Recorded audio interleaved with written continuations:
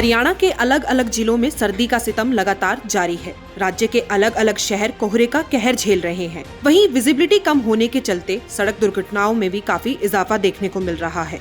फरीदाबाद में वीरवार का दिन सबसे ठंडा दिन रहा। सुबह सुबह मैदानी इलाकों में घना कोहरा छाया, लेकिन बाद में शीतलहर के चलते कोहरा खत्म हो गया। जी सर्दी की वजह से काम धाम सब बंद है, काम नहीं कर पा रहे जी।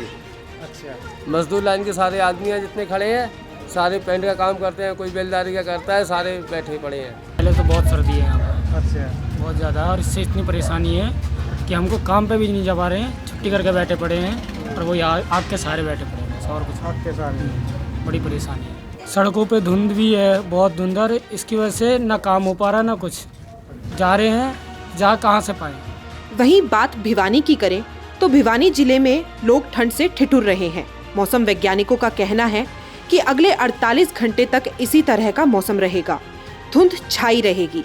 किसानों को फसल बचाव के सुझाव देते हुए डॉक्टर मीनू ने बताया कि गिरते पारे के कारण सरसों की फसल में सफेद रतवा की समस्या आ सकती है। सफेद रतवा को इसी स्टेज पर कंट्रोल नहीं किया तो फलिया बनने की स्टेज तक फसल खराब हो जाती है और बाद में इसका कोई उपचार नहीं होता। ऐसे में किसान 600 से 800 ग्राम मैगोजर दवाई 200 लीटर पानी में मिलाकर 2-3 बार फसल पर इसका छिड़काव कर सकते हैं।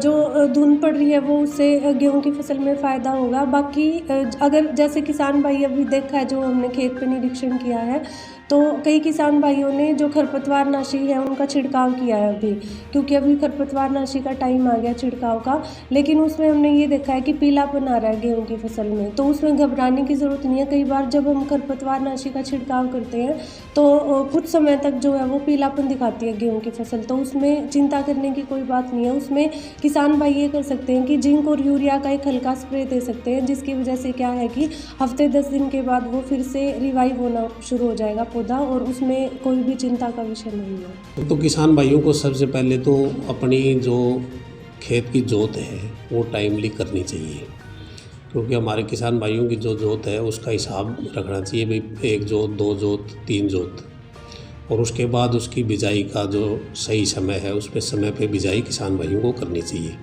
और उसका हिसाब किताब उसको किसान को रखना चाहिए। मेवात में पिछले हफ्ते से ठंड का कहर जारी है। यहाँ कोहरे और ठंड ने पिछले कई सालों का रिकॉर्ड तोड़ दिया है, जिससे जनजीवन प्रभावित हो रहा है। लोगों का घरों से निकलना भी दूभर हो गया है।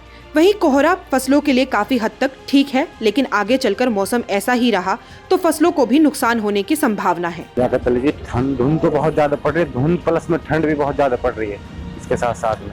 और मेरा तो लोग बात यही कहना है, जैसे धुंध बढ़ती जा रही है, कोई जरूरी काम है तो घर से निकले, नहीं कोई जरूरी काम नहीं तो कोई जरूरी नहीं घर से निकलना, और सावधानी बरतें। रोड पर चलने में बहुत ज़्यादा सावधानी बरतनी चाहिए लोग बातों को। जी काफ़ी ज़्यादा है यहाँ पे, ठंड ने कई सालों का रिकॉर्ड तोड़ा है यहाँ, और लोग परेशान हैं, लोग घरों में रहने के लिए मजबूर हैं और लोगों को एक अलावा का सहारा लेना पड़ रहा है।